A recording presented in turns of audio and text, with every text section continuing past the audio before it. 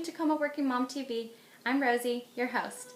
This week, I'm in Long Beach, California. I traveled down here with my younger sister and her daughter and my two boys to visit our older sister to celebrate my younger sister's 25th birthday this weekend.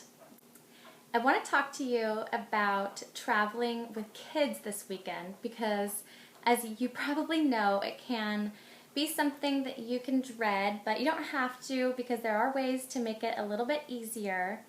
I want you to watch this next clip so you can see a little bit of my trip. Hi, I'm at the SeaTac airport, and right now we are really happy. We just went through Crying Fit, going through security, but thankfully we've got almond milk now and little fishy crackers, so it's always a good idea when you're traveling with kids to have snacks because they will get hungry and it will keep them happy. As you can see, snacks are very important, and at airports when you're traveling things can get expensive, so even though you can't carry a lot of liquids through security, you can definitely pack things like sandwiches, crackers, fruit. You can bring all of that through security, no problem. And if you have a child with you, I had a Kel who's 20 months and I brought his sippy cup, and it wasn't full with almond milk because I had planned on buying some once I got through security. It did have maybe a quarter cup left in the sippy cup from the ride to the airport, and the airport security let us through just fine. So that was no big deal. So don't forget to pack snacks on your trip.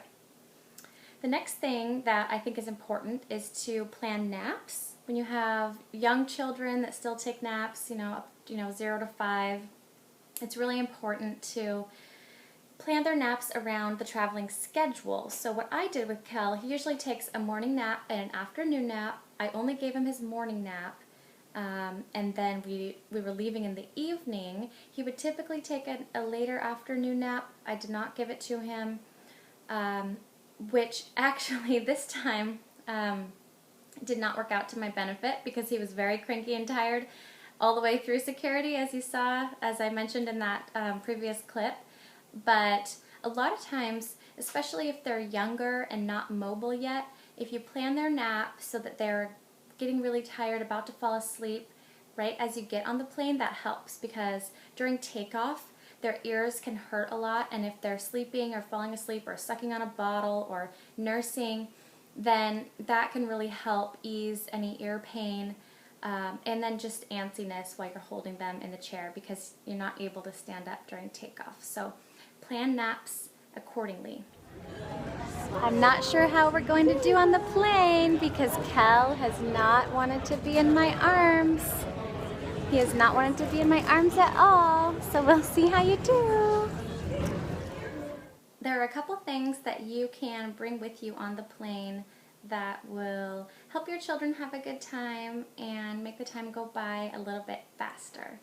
And as we all know, the first thing, technology can be your friend. So if you have an iPad, a DS, even your phone, if you have games on it, or a show that you've downloaded to your iPod or iPad, that would be a really nice thing and a nice treat for your kids, even if they don't get to look at shows on the iPad all the time. But if you do it on the plane, that's a really nice treat, and that makes the time go by quickly.